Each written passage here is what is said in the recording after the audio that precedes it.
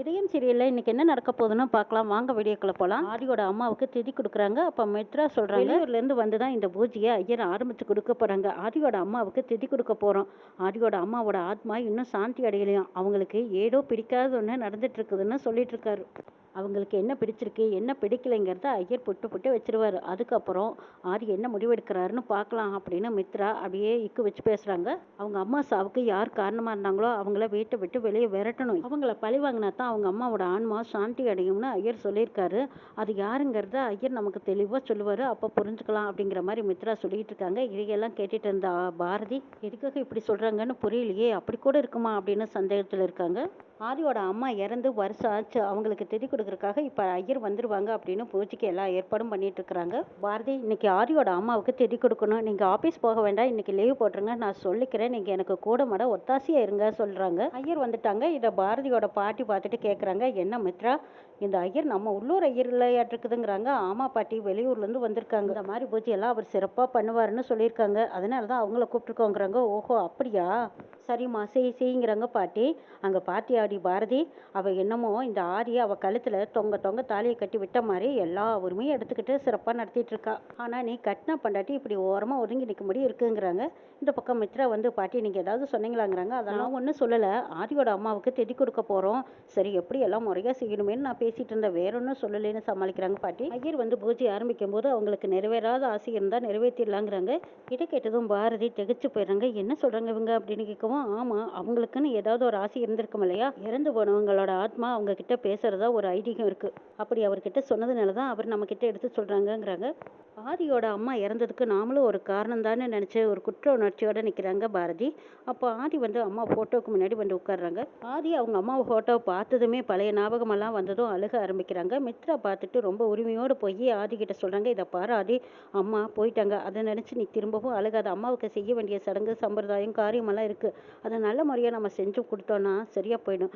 இப்போ இன்னைக்கு திதி கொடுத்தோன்னு வச்சுக்குவேன், அம்மாவோட ஆத்மா சாந்தி அடையும், வா ஆதி வந்து உட்காருவா அப்படின்னு சொல்லி மித்ரா கூட்டிகிட்டு வந்து ஆதியை கைப்பிடிச்சு கூட்டிகிட்டு வந்து உட்கார வைக்கிறாங்க. சாமி பூஜை ஆரம்பிச்சிடலாமாங்கிறாங்க. ஆரம்பிச்சிடலாமே, சரி குத்து விளக்கு ஏற்றி வைங்கிறாங்க. குத்து விளக்கு ஏற்றணும், குத்து விளக்கு கபக்குன்னு கெட்டுருது.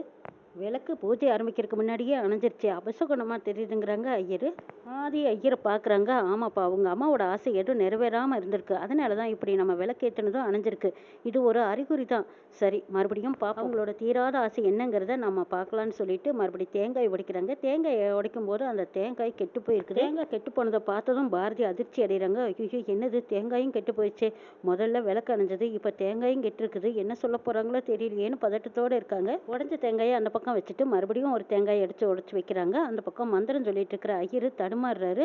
அப்போ வந்து என்னால் இந்த மந்திரத்தை சரியாக சொல்ல முடியல, ஆதி தப்பாக நினச்சிக்காதீங்க, முதல்ல விளக்கு அணைஞ்சது, ரெண்டாவது தேங்காய் அழுகியிருக்கு, இப்போ மந்திரம் கூட என்னால் ஒழுங்காக சொல்ல முடியல. உங்கள் அம்மா ஏதோ சொல்லணும்னு நினைக்கிறாங்க, அது என்னன்னு ஒன்றும் புரியல, ஆனால் உங்கள் அம்மா இறந்ததில் ஏதோ ஒரு மர்மம் நடந்திருக்குங்கிறாங்க, அது என்னங்கிறத நம்ம பார்ப்போம்னு சொல்லி கண்ணை மூடி ஏதோ மந்திரம் சொல்லி அப்படி யோசிச்சுட்டே இருக்காங்க. ஆதிக்கு அவங்க அம்மா இருந்தது ஞாபகத்திலேயே இல்லாமல் போயிடுது, எனக்கு எங்கள் அம்மா இருந்ததே ஞாபகம் இல்லைங்கிறாங்க.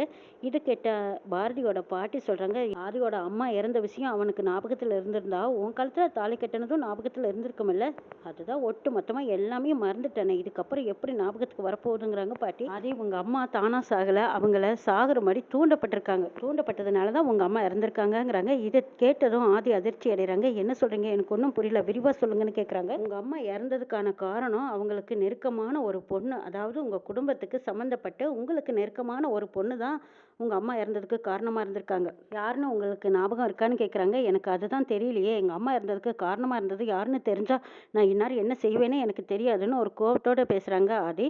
இதை கேட்டுட்டு இருந்த பாட்டி சொல்கிறாங்க, என்னடி பாரதி இப்படி இந்த ஐயர் சொல்கிறாரு, அவங்க அம்மா இறந்ததுக்கு காரணம் நீதான்னு தெரிஞ்சா கோவப்படுவானே, சரியான ஆத்தத்திலெல்லாம் பேசிகிட்டு இருக்கான், இவன் மறந்ததே நல்லதா போச்சு, ஞாபகம் வந்துச்சு, நிச்சயமா உன்னை அறவா வெறுத்து ஒதுக்கிடுவானேங்கிறாங்க பாட்டி. மித்ரா அதையவே பாயிண்டாக பிடிச்சி, என்ன ஐயரை சொல்கிறீங்க, நீங்கள் விளக்கமாக சொல்லுங்கள், இப்போ ஆதியோட அம்மா இறந்ததுக்கு யார் காரணம், அவங்கள தூண்டி விட்டுருக்காங்களா, அப்படிப்பட்ட பொண்ணு யாராக இருக்கும் அப்படின்னு கேட்குறாங்க மித்ரா.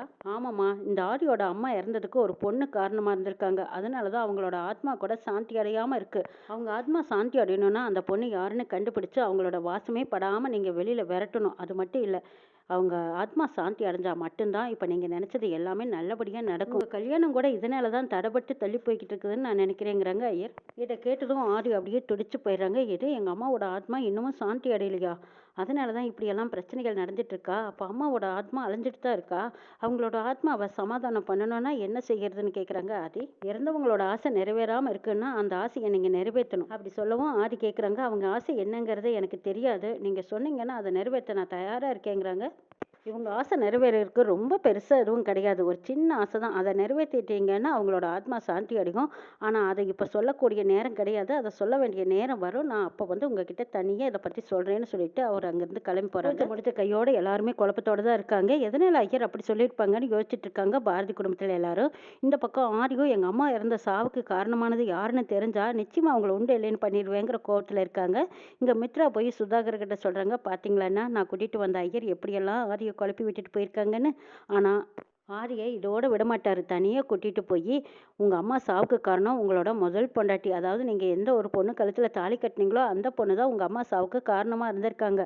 அவங்களோட ஆசை நிறைவேறாமல் போனதுக்கும் அவங்க தான் காரணம். இப்படியெல்லாம் சொன்னால் நிச்சயமாக ஆரி அந்த முதல் தாரத்தை ரொம்ப வெறுப்பார்.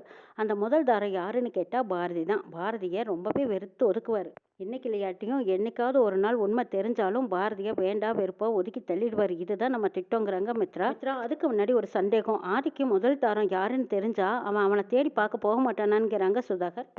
முதல் மனைவியோட ஞாபகம் வரக்கூடாதுங்கிறதுக்காக தான் நான் இப்படி ஒரு ஏற்பாட்டையே பண்ணி வச்சிருக்கேன்னு. இன்னைக்கு அன்னைக்கு தெரிஞ்ச விஷயம் மறுபடியும் ஒரு நாள் ஆதிக்கு தெரியக்கூடாது. அப்படியே ஒரு வேளை தெரிய வந்தாலும் எங்கள் அம்மா சாவுக்கு காரணமான முதல் தாரத்தை நான் இனிமேல் நினச்சி கூட பார்க்க மாட்டேன்னு அவர் வாயாலேயே அவரை சொல்ல வைக்கணும். அதுக்காகத்தான் இப்படியெல்லாம் ஒரு தந்திரமான ஒரு பூஜையை ஏற்பாடு பண்ணி வச்சேங்கிறாங்க மித்ரா. பாரதி தான் தன்னோட முதல் மனைவின்னு தெரிஞ்சாலும் அவளை பார்த்த அன்னைக்கு யோசிச்ச அன்னைக்கே அவளை வெறுத்து ஒதுக்கணும்னே. அதுக்காகத்தான் நான் இப்படி ஒரு திட்டத்தை போட்டேங்கிறாங்க. இதை கேட்ட சுதாகர், ஆஹா ரொம்ப பெரிய அருமையான திட்டம். நேரடியாக இவ தான் உன் மனைவின்னு சொன்னாலும் அப்பவும் ஆதி ஏற்றுக்க மாட்டேன்ல, இந்த ஒரு விஷயம் போதுமே நமக்கு அப்படின்னு சுதாகரும் மித்ராவும் கணக்கு போட்டுட்டு இருக்கிறாங்க. சரி மித்ரா, அந்த ஐயரை இன்னொரு நாள் வர சொல்லியிருக்கே அது எதுக்குன்னு கேட்குறாங்க சுதாகர். அங்கே தான் இருக்கு டிஸ்ட்டு. எப்படி தெரியுமா, ஆதியை தனியாக கூட்டிகிட்டு போய் இதை பாருங்க, நீங்கள் கல்யாணமானவர் இருந்தாலும் உங்களோட முதல் மனைவியால் தான் உங்கள் அம்மா சாவுக்கான காரணம். அவங்கனால இன்னும் நீங்கள் நிறைய பிரச்சனைகளை சந்திக்க வேண்டியதாக இருக்கும். அதனால உங்கள் மனைவி முதல் மனைவியை நீங்கள் என்னைக்கும் எதிர்பார்த்துறாதீங்க. அவங்கள கண்ணில் பார்க்க வேண்டிய ஒரு கட்டாயம் ஏற்பட்டால் கூட நீங்கள் தள்ளி விலகி வந்துடுங்க. அப்படி வந்தீங்கன்னா மட்டும்தான் உங்கள் அம்மாவோட ஆத்மா சாந்தி அடையும்னு ஐயர் ஆதியை பார்த்தபோது சொல்லிடுவார்.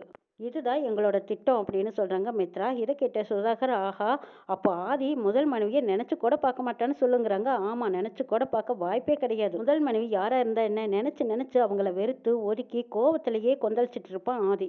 வேண்டான்னு விலகி வர மாதிரி தானே இப்படி ஒரு ஏற்பாட்டை நான் பண்ணினேங்கிறாங்க மித்ரா.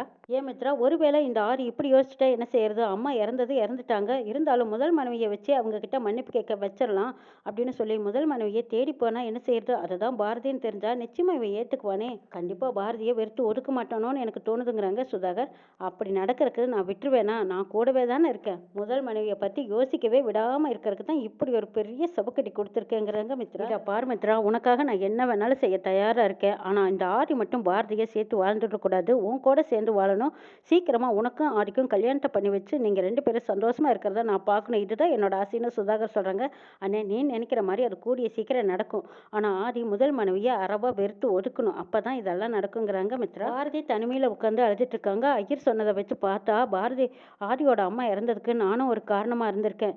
கண்டிப்பாக ஆதிக்கு நான் தான் காரணம்னு தெரிஞ்சால் நிச்சயமாக என்னை வெறுத்து ஒதுக்கிடுவாங்க, என்கிட்ட முகம் கொடுத்து கூட பேச மாட்டாரேன்னு கவலைப்பட்டுட்டு இருக்கிறாங்க. ஆதிக்கிட்ட உண்மையை சொல்லலாமா வேண்டாமான்னு ஒரே சந்தேகத்திலையும் குழப்பத்திலையும் இருக்காங்க பாரதி. ஆதியாக கண்டுபிடிச்சு நான் தான் அவரோட மனைவின்னு தெரிஞ்சாவோ, இல்லை அவங்க அம்மாவுக்கு நான் தான் மருமகன்னு தெரிஞ்சாவோ, இல்லை என்னால் தான் அவங்க அம்மா இறந்துட்டாங்கன்னு தெரிஞ்சாவோ நிச்சயமாக ஆதி கண்டிப்பாக என்னை வெறுத்துருவார். இந்த விஷயத்த ஆதிக்கிட்ட சொல்கிறதா வேண்டாமான்னு தவிச்சிட்டு இருக்காங்க.